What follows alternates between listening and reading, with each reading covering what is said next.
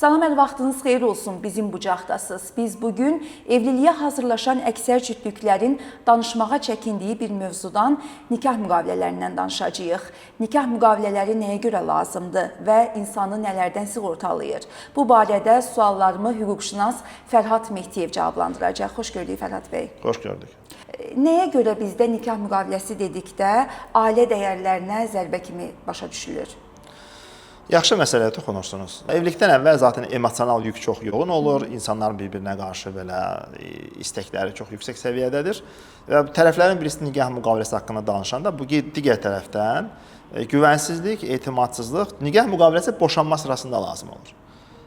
Və tərəflərin digəri təbii sən indidən boşanmamız haqqında mı düşünürsən kimi etirazlar irəli sürə bilir. Amma onu qeyd edeyim ki, boşanma nisbətləri bugün kifayət qədər yüksəkdir. Yəni demək olar ki, hardasa iki ailədən birisinin boşanma riski var. Yəni bu ehtimal qarşılığında nikah müqaviləsinin bağlanması tərəflərin birisi üçün mütləq çox faydalıdır. Birisi üçün, baxın bir daha qeyd edirəm. Adətən pul qazanan və yaxud qeyri-mütənasib şəkildə pul qazanan üçün tərəf bu lazımdır. Bir misal verim sizə. Fərz edin ki, tərəfin birisi işdir ayda 2500 manat alır, amma digəri sahibkardır və onun aylıq qazancı bəlkə 50.000 manatdır. Yəni o 50.000 manatlıq qazancı sahib olan insan üçün nikah müqaviləsinin bağlanması çox vacibdir. O nikah müqaviləsinin bağlanmasını istəyər, istəməsini çox istəyər. Bu çox təbii bir şeydir. Və burada da digər tərəfin qazancı çünki ərinə deyək ki, qadındırsa, ərinə müqayisədə çox qeyri-mütənasibdir. Amma bu biraz güvənsizliyə səbəb ola bilər deyə bu xoş qarşılanmır. Siz az əvvəl sual belə qoydunuz ki, ailə dəyərlərimizə uyğun gəlmir nikah müqaviləsi. Amma boşanmanın da olmasa axı bizim klassik ənənəvi ailə dəyərlərimizə uyğun gəlmir. Yəni boşanma olmayan bir cəmiyyətdə təbii ki, nikah müqaviləsinə nə ehtiyac var demək olar belə. Amma nikah müqaviləsi sadəcə boşanma ilə bağlanmır. Bir misal daha deyim sizə. Ər və arvadın qazancı ortaq olduğuna görə bunların itkiləri də ortaqdır. Əgər ər deyək ki, sahibkardırsa və o sabah müflisləşə bilər, onun ödəmədiyi borclarından, məsələn, fərdi qaydada sahibkardır. O bütün mal varlığına məsuliyyət daşıyır. Deyək ki, bir var sahibkar MMC vasitəsilə fəaliyyət göstərir, təsisçi kimi. Onun şəxsi mal varlığından dolayı məsuliyyət daşımır. Amma əgər bütün mal varlığı ilə məsuliyyət daşıyırsa, fərdi sahibkardılar ki, bütün mal varlığına məsuliyyət daşıyır. O, deyək ki, bankdan 1 milyon borc aldı və müflisləşsə, xanımı da nikah daxilində qazandığı hər şeyindən həmin borcları bağlamağa məcbur olar. Deyək ki, xanım da ayrıca işləyir, onun da ayrıca maaşı var, bankda yığılır. O bir gün ərin borclarını demək məcburiyyətinə qala bilər. Və bu olmaması üçün onlar nikah müqaviləsi bağlaya bilərlər. Yəni nikah müqaviləsi bağlansa, onda ərin qazancı ərinə aid olar, amma itkiləri də ərin özünə aid olar. Bu şəkildə də xanım özünü sığortalaya bilər. Yəni əgər xanım da işləyirsə, ər də sahibkardırsa və riskli bir bizneslə məşğuldursa, onda nikah müqaviləsində hər ikisini ailəni sığortalayır. Ər də əmin olar ki, tutaq ki, onların əlindən hər şey almayacaqlar. Ən az övladlarına çatacaq müəyyən bir şey var ki, bu övladlarına çatacaq. Daha çox səbəb nə kimi göstərilir boşanmalarda? Boşanmaların səbəbi birdən çoxdur. Onu bir dənəsi ilə müəyyənləşdirmək mümkün deyil. Mən düşünürəm ki, məsələn, sosial şəbəkələrin varlığı və insanların çox rahat münasibət qura bilməsi ki, sosial şəbəkə buna imkan yaradır. Yəni bir insan üzr istəyirəm küçədə gedəndə sağda solda heç kimlə çox da tanış olmur. Yəni bu etik də bəlkə qəbul olunmur. Sosial şəbəkələr bu məsələni rahatlaşdırır. Kiminsə şəklini görürsən, altına bir qeyd, şərh yazırsan, o sənə cavab verir, bir ünsiyyət formalaşır belə. Yəni bugünkü dünyada münasibət qurmaq çox rahat olduğuna görə insanlar ailədəki qarşı tərəfi itirməyə qorxmur. Əvvəllər belə deyildi. Əvvəllər kimlənsə münasibət qurmaq, onun dağıdandan sonra yeni münasibət qurmaq kifayət qədər çətin idi. İndi bu rahatdır deyə. İnsanlar itirməkdən qorxmur. Fikirləşirlər ki, mənim həmişə yeni bir seçimim var və mən çox rahat başqa bir insanla gedib təkrar münasibət qura bilərəm. Bu bir. İkincisi, münasibətin ailə daxilində qurulması kimi bir şərt də bugün yoxdur artıq. Yəni buna görə sosial ictimai qanaq da yoxdur. Məsələn, deyək ki, bir insan boşanıb, o bilsin ki, yeni rəsmi şəkildə ailə qura bilməyəcək, amma o qeyri-rəsmi şəkildə bir münasibət yenə yaşaya bilir. Bu da boşanmaları stimullaşdıran hallardır. Bir digər səbəbdir. Boşanmanı stimullaşdıran bir digər hallar istehlak fəlsəfəsidir. İstehlak fəlsəfəsi insanları daha çox pul qazanmağa, amma onu xərcləməyə sövq edən bir fəlsəfədir. Təəssüf ki, Azərbaycan cəmiyyətimizdə də bu daxil olub istehlak fəlsəfəsi. İnsanların ailə daxilində bir-birinə qarşı gözləntiləri çox yüksəkdir. O gözləntilər təmin olunmayanda onlar fikirləşirlər ki, ailə mənim nəyimə lazımdır. və əslində ailənin əvvəlki funksiyası nə idi? Məncə bugünkü funksiyası da indi. Yəni ailə nəsil yetişdirmək üçün lazımdır. Nəsil yetişdirmək də valideyn üçün bir yükdür. İndiki istehlak fəlsəfəsi deyir ki, sən həyatda özün üçün yaşa, həyatda xoşbəxt olmağa bax, həyatını sırf ailə üzrə, ya uşaqların böyüyüb çıxıb gedəcək, səndən ayrılacaq, sən yenə belə özün üçün qalacaqsan, onun üçün özün haqqında da daha çox düşün. Və mən sizə inandırım ki, məsələn, əvvəllər bu söz moda idi ki, yox, uşaqlar üçün hər şey gedərəm, amma indi yox, mən hər şeyə dözmərəm, dəyməz və mən tutaq ki, ailədəki bu şəraiti dözmək istəmirəm. Məsələn, ayrılmaq istəyirəm, müstəqil olmaq istəyirəm. Bu şəkildə yanaşmalar daha indi aktivdir. Bütün bunlar boşanmanı stimullaşdıran hallardır. Amma tərəflər boşanmaya gələndə nə deyirlər? Əslində, yəni üzdə görsənən pərdə daha çox təbii ki, xəyanətdir.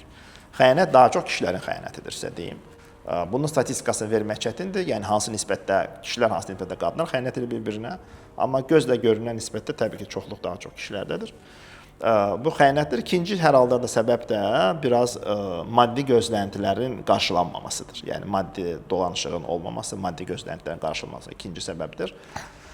Üçüncü səbəb də hər halda xasiyyətlərin tutuşmaması kimi göstərmək olar. Təcrübənizdə belə halına rast gəlmisinizmi? Tərəflərdən biri nikah müqaviləsi bağlamaq istəyib, amma ailələrin və yaxud digər tərəfin istəmədiyinə görə sonradan geri çəkilib. Baxın, mən burada bir məsələyə toxunmaq istəyirəm. Siz də xanımsınız, hər halda nə demək istədiyimi başa düşərsiniz. Ümumiyyətlə, bəzi xanımlar ailəyə daxil olanda fikirləşirlər ki, ər məni evlə təmin etməlidir. Ümumiyyətlə, belə bir yanaşmaları var. Təbii ki, bu mövqedə olan bir xanım nikah müqaviləsini heç vaxt qəbul eləməyəcək. Çünki nikah müqaviləsi onun üçün, əgər o özü işləmirsə, özü qazanmırsa, boşanma olduğu təqdirdə onun evsiz qalması nəticələnəcək bir hadisədir. Odur ki, o heç bir halda nikah müqaviləsinə yanaşmayacaq. Nikah müqaviləsinə kim yanaşa bilər? Özünün evi olan. Məsələn, özü bilir ki, valideynlər ona bir ev alıb və yaxud özünün qazancı var. Deyək ki, bu xanımın 35 yaşı var. Hər halda 35 yaşına görə indiyə kimi işləyibsə özünə bir ev alıb, ola bilsin kredit ev alıb, ev hamısını tamamlayıb, o nikah müqaviləsindən qorxmayacaq, narazı da olmayacaq. Nikah müqaviləsi olursa olsun, bu şəkildə daha isti qəbul eləyə bilər nikah müqaviləsi ilə bağlı təklifi. Amma mən düşünürəm ki, ümumiyyətlə nikah müqaviləsi hər kəsin imzalaya biləcəyi, qanun təbii ki, bu hüququ hamıya verir. Amma bir hüquqdan istifadə müəyyən sosial şərtlərə də bağlı olur. Yəni, nikah müqaviləsi hər kəsin imzalaya biləcəyi bir şey deyil. Mən düşünürəm ki, nikah müqaviləsi daha çox müəyyən statuslara sahib olan insanlar arasında imzalanır. Statuslara sahib olan insanlar. Yəni, bu status ona müəyyən bir şeyi qorumağa və yaxud itirməkdən, yəni bu riski gözə götürməməyə sövq edən amillərdən birisidir. Məsələn, düşünürəm ki, çox varlı bir insan evlənirsə, o mütləq nikah müqaviləsi bağlamalıdır və onun bu istəyi də normal qarşılanmalıdır. Onun nikah müqaviləsi bağlamağı. Və yaxud dediyim kimi, hər ikisi qazanan tərəfdirsə, ailəyə daxil olun, hər ikisi də maddi imkanlar yaxşıdırsa, bunlar da nikah müqaviləsi imzalayarlar və bunu çox qeyri-adi hal kimi də qəbul eləməzlər, nikah müqaviləsinin imzalanması. Amma yəni, statussuz bir insan nikah müqaviləsinin imzalanmasına heç vaxt istəyib baxmayacaq. Ailələri istəyib baxmayacaq. Çünki ailələri də başdan deyəcək ki, biz yəni qızımızın boşanacağını və yaxud oğlanımızın boşanacağını nəzərə ümumiyyətlə almırıq, bu nəyə lazımdır, amma bu reallıqdır. Mən sizə başqa bir misal deyim, bu barədə sosial şəbəkədə yazmışdım. Mənim yanıma vətəndaş gəldi. Bu vətəndaş ev alıb nikahdan əvvəl, amma gəlininə güvənərək evi alıb gəlinin adına, nikahdan əvvəl. Daha sonra xanım boşanmaya verir və boşanandan sonra ümumiyyətlə evi bölüşmək də istəməyib. Yəni bunlar mübahisə olan hallar deyil. Kişinin evi aldığı falan filan. Məsələn, qızın anasının atdığı bir səsi mənə dinlətdirdilər. Qızın anası deyir ki, nə olsun ki, evin pulunu falan kəs verib. Biz də o evin pulu qədər o evə cehiz almışıq. Amma bu reallıq deyil. Yəni evin qiyməti 200 mindir, amma cehizin qiyməti 30 min, 40 min manatdır. Amma lap alsalar belə bölüşmək istəmirlər. Ümumiyyətlə bölüşmək istəmirlər. Düşün, yəni oğlan tərəfi deyir ki, nikahdan əvvəl bizim pul almış olsaq belə gəlin yarı-yarıya bölək, sataq yarıya bölək. Xanım tərəfi buna yanaşmır. Ailəsi də həmçinin. Yəni qızın atası da, anası da, yəni bu şəkildə bir bölgəyə tərəf deyirlər. Təbii ki, bu vicdanlı bir yanaşma ümumiyyətlə deyil. Amma boşanmadan da sonra təəssüf ki, biz belə hallarla rastlaşırıq. Onun üçün boşanma, mən indi izləyicilərin də diqqətinə bir şey çatdırmaq istəyirəm. İnsanların bir-birinə can deməyi evlənmədən əvvəl olur. Boşanmada sırasında bunlar olurlar, kəskin bir düşmən olurlar, sizə deyim. Və burada da maraqlı bir hal var, Sevinç xanım, bilirsinizmi? Düşmənçiliyi stimullaşdıran o əmlak üzərində olan mübahisədir. Stimullaşdıran haldır. Halbuki mübahisə olmasa, düşmənçilik də alovlanmayacaq. Yəni, əgər bir ailədə nikah müqaviləsi olsa, bunların boşanmaları hələ kritik bir səviyyə qətiyyən çatmayacaq. Çünki üzərində dalaşacaqları bir əmlak yoxdur. Nə kimə aiddir artıq bəllidir. Təbii bunlarda da alimentlə bağlı deyə bilərsiniz, bəlkə mübahisə çıxar, amma onu bu belə deyil. Yəni ki, birisinin adına əgər ev varsa, onun aliment ödəməməsi kimi bir lüksu yoxdur. Çünki o adamın evinə həbs qoyular, açıq xəracda satışa çıxardır, aliment borçları oradan ödənirlər. Yəni onu demək istəyirəm. Yəni elə hallar adətən olmur. Onun üçün deyirəm ki, nikah müqaviləsi bunlar müəyyən status sahibi olan insanlarda olar. Yəni bir statusu olan insan da heç vaxt alimenti ödəməmək kimi bir vəziyyətə özünü salmayacaq. Təbii ki, alimentin də ödəyəcək, onun rəsmi gəliri də var, qazancı da var, təbii ki, aliment də ödür, hamısı da bunu belə eləyir. Odur ki, təbii nikah müqaviləsi, mən sizə deyim ki, xaricdə də praktika eynidir. Yəni düşünməyin ki, orada hamı nikah müqaviləsi bağlayır. Orada nikah müqaviləsi müəyyən statuslara sahib olan insanlar bağlayır. Qanun çərçivəsində baxsaq, nikah müqaviləsi insanı tam olaraq nələrdən sığortalayır və ümumiyyətlə nikah müqaviləsində nələri yaza bilirik, nələri yaza bilmirik? Yaxşı sualdır. Onun isə qeyd edim ki, nikah müqaviləsində biz ancaq əmlak hüquqları ilə bağlı məsələləri yaza bilirik. Bizə valideynlik hüquqlarının icrası ilə məsələləri nikah müqaviləsində yazmaq olmur. Onunla bağlı amma mediasiyada saziş bağlamaq olar və yaxud onunla bağlı məhkəmədə barışıq sazişi bağlamaq olar. Valideynlik hüquqlarının icrası ilə bağlı, uşaqla münasibət, uşaqla ünsiyyət, uşağa kim necə baxacaq, bunları nikah müqaviləsinə salmaq olmur. Amma nikah müqaviləsinin təbii ki, uşağın xərcləri ilə bağlı müəyyən müddəalar qoymaq olur nikah müqaviləsinə. Əsas nikah müqaviləsi keçmişdə olan və gələcəkdə olan əmlakın kimə və necə aid olduğunu, bölüşüləcəksə necə bölüşüləcəyini tənzimləyir. Nikah müqaviləsi gələcəyə sırf aid ola bilər, keçmişdə əldə olunan əmlakları bölüşdürə bilər. Ümumiyyətlə, keçmişdə əldə olunan əmlakların bölüşdürülməsi ilə bağlı tərəflər öz aralarında yazılı müqavilə bağlaya bilərlər. Yəni, bunun üçün notariusa getməyə də ehtiyac yoxdur. Amma əgər tərəflər gələcəkdə olan əmlakla bağlı bir razılaşma əldə etmək istəyirlərsə, bununla artıq notarial qaydada bağlanan nikah müqaviləsinə ehtiyac var. Amma keçmişdəki əmlakla bağlı tərəflər özləri mediasiyada sırasında və özləri öz yazılı formada bir saziş bağlayıb, hansı əmlak kimə aid olması ilə bağlı bir, dediyim kimi, öz aralarında bir razılaşma, yazılı razılaşma əldə edə bilərlər. Amma əsasında əmlak hüquqlarıdır. Yəni, bu da daşınmaz əmlakdır, amma daşınar əmlakla bağlı hüquqlar da, öhdəliklər də nikah müqaviləsinə qoyula bilər. Məsələn, baxın, arvadın bir-birinə qarşı öhdəliyi nikah müqaviləsinə qoyula bilərmi? Məsələn, arvadın ərin, tutaq ki, nə bilim, paltarın yumasına, yeməyin pişirməsinə də, ər də tutaq ki, arvada nə alacağına, hara aparmağa, gəzməyə aparması ilə falan bağlı. Yəni, tərəflərin ailə daxili münasibətlərdən iləri gələn öhdəliklərdən danışılır. Bunlar nikah müqaviləsinə qoymaq olmur. Ümumiyyətlə, bu cür öhdəliklərin, onu sizə qeyd edeyim, məhkəmə qaydasında icrası mümkün deyil. Yəni, mediasiya sazişində tərəf gəlib yazsa ki, məndən boşanma, mən səni hər həftə restoran aparacam, tutaq ki. Aparmadığı halda, bununla bağlı məhkəmə qaydasında bunun icrası mümkün deyil. Bilirsiniz, sadəcə o bir tərəf bu səfər yenə boşanma hüququndan istifadə edib boşanmayı verə bilər. Bir də bu məsələ var ki, bir müqavilə öhdəliyi kimi nəzərdə tutulub, yerinə yetirilməməsi halında cərimə şərti əslində nəzərdə tutula bilər. Bu da mümkündür. Əgər xəyanət edilsə, mülk digər tərəfə qalır kimi sözlər eşidirik. Ümumiyyətlə, nikah müqaviləsində belə bir hal ola bilərmi ki, xəyanət baş verərsə, hansısa mülk digər şəxsə qalsın? Maraqlı sualdır, amma onu da sizə qeyd edeyim ki, hər halda bu biraz imkansız olacaq. Niyə imkansız olacaq? Qanunvericilik buna imkan tanımır çünki. İmkan tanımır və mülkiyyətin bir başqasına keçirilməsi ilə bağlı orada konkret hallar var. Yəni, bir insan mülkiyyəti nə vaxt əlindən alınır. Bu, mülki qanunvericilik çərçivəsində tərəfin alqı-satqısı könüllü verməlidir onu isə qeyd edeyim, könüllü şəkildə verməlidir. Könüllü şəkildə mülkiyyət verilmirsə, onun məcburi şəkildə tərəfdən alınmasının qanunvericilikdə məhdud halları var. Onun birincisi, dövlət ehtiyacları üçün mülkiyyətin alınmasıdır. İkincisi, əgər həmin mülkiyyət inzibati xəta vasitəsi və yaxud predmeti olubsa, və yaxud əldə olunubsa, və yaxud cinayətdə istifadə olunubsa bir şəkildə o müsadirə oluna bilər, əmlak müsadirə oluna bilər. Və ən sonuncusu, insanın ödəmədiyi digər borclarına görə o üzərinə həbs qoyulub, xərracda satılıb, həmin o öhdəliklərinin borclarını oradan ödənməsinə görə mümkündür, mövcud qanunvericiliyə görə. Yəni hal-hazırda ümumiyyətlə mən notariusun belə bir müqaviləyə imza qoyacağını düşünmürəm. Bizdə notariuslar yoxlayırlar müqavilənin məzmununu.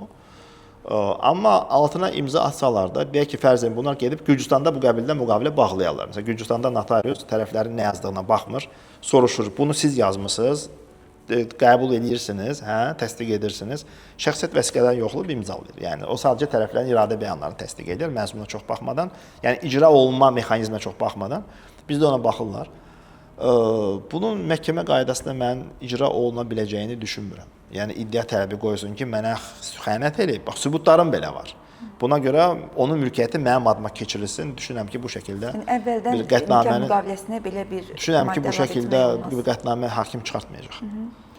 Amma cərimə şərti qoya bilər.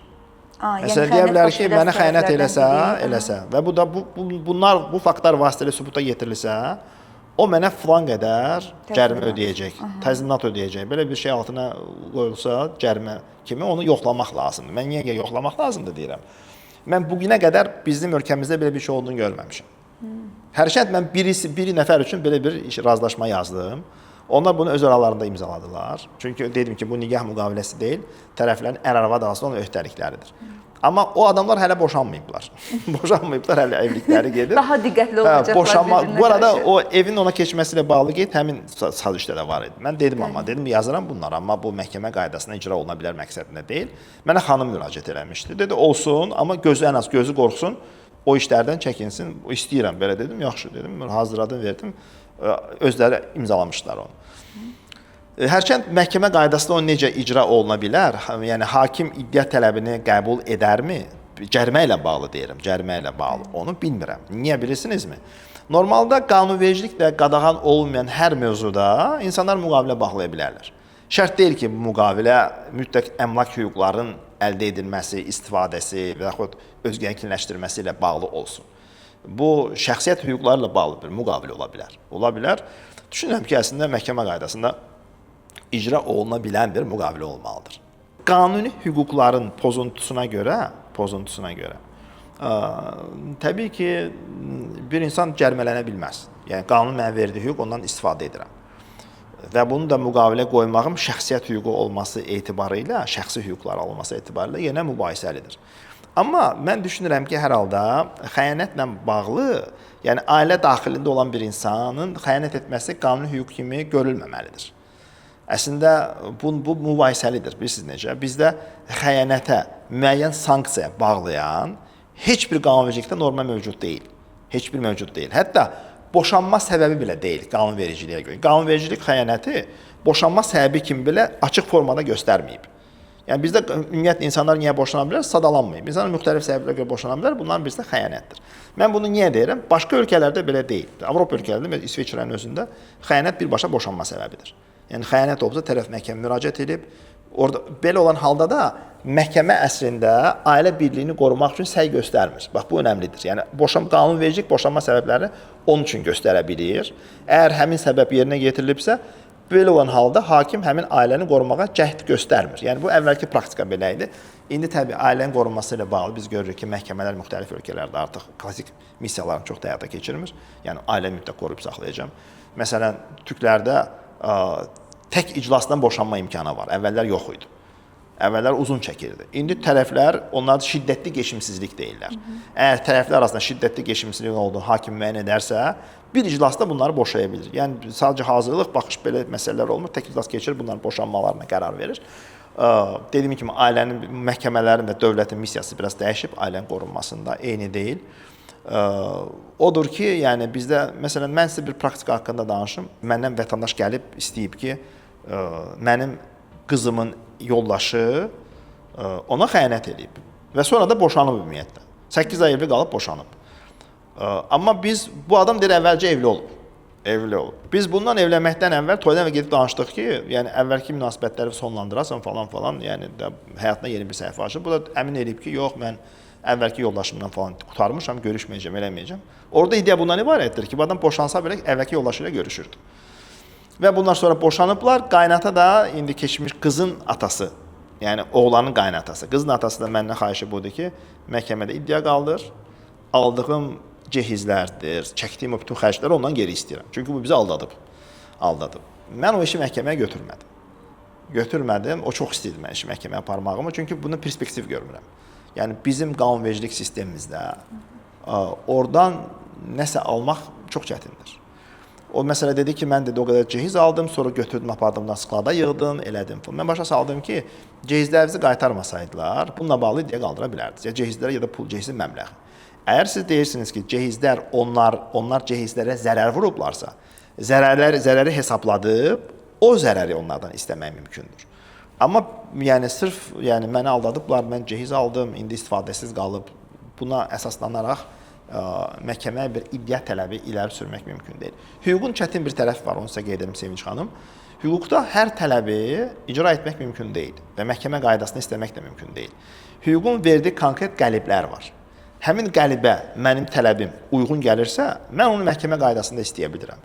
Yox, o qəlibə uyğun gəlmədən hallarda mən onu məhkəmə qaydasında istəmək mümkün deyil. Yəni sosial ədalət, vicdan deyir ki, yox, sən bunu istəyə bilməlisən. Qarşı tərəf elədiyi haqsızdır, doğru deyil. Amma bu, belə bir qənaət, belə bir şuur o demək deyil ki, mən məhkəmə qaydasında bunu istəyə biləcəm. Yəni, elə bir iddia növü olmalıdır, qanunvericilikdə buna tələbin əsası olmalıdır. Onlar olmayanda bunu etmək mümkün olmur. Nikah müqaviləsi yalnız evlənəndə bağlanmalıdır, yoxsa hətta 10 illik evli şəxslər də sonradan gedib nikah müqaviləsi bağlaya bilərlər? Nikah müqaviləsi hər vaxt bağlanmaq olar.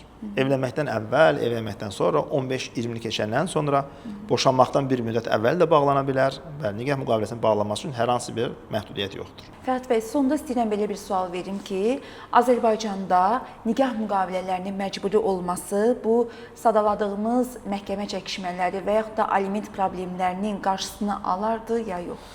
Baxın, Çin bundan sonra birgə mülkiyyət rejimini yığışdırıb ümumiyyətlə, aradan götürüb.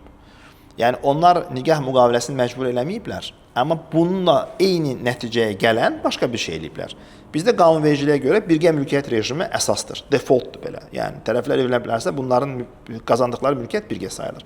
Çin onu yığışdırıb. Məqsəd də boşanmalar azaltmaqdır. İndi onu sınaqdan keçirirlər böyük ehtimalla, biz onu görürük. Məncə keçən il bunu elədilər. İndi biz görəcəyik necə nəticə verir. Amma məqsədləri o idi. Ümumiyyətlə sizə deyim, birgə mülkiyyət rejiminin qəbulunun, onu sizə qeyd edeyim ki, bu xristian hüququndan gələn bir müəssisədir. Bütün xristian ölkələrin, qərb ölkələrinin əksərində bu var, əksərində var. Amma səbəbi hardan gəlir, onu sizə göstərim. Ümumiyyətlə xristian katoliklərdə boşanmaq ümumiyyətlə qadağan idi. Katoliklik boşanmağı qəbul eləmirdi. 1970-ci illərə qədər bəzi ölkələrdə boşanmaq, məsələn, İspaniyada məncə hələ də qadağan idi.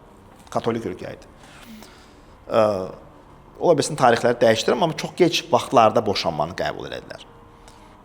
İngilislərdə, məsələn, Anglikan kilsə boşanmaya icazə verdi, amma Anglikan kilsə qurulmuşdan əvvəl Katolik kilsəsi yenə boşanmağa icazə vermir.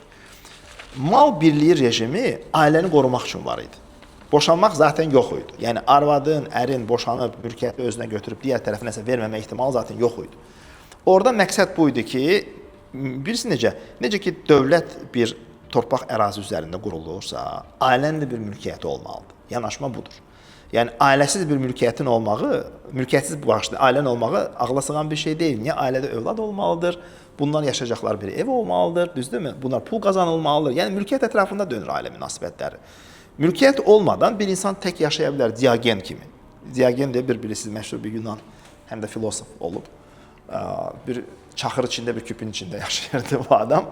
Amma biz ailə münasibətləri bunu tətbiq etmemiz mümkün deyil. Ona görə düşüncə budur ki, ailə mülkiyyətini qoruyub saxlamaq lazımdır.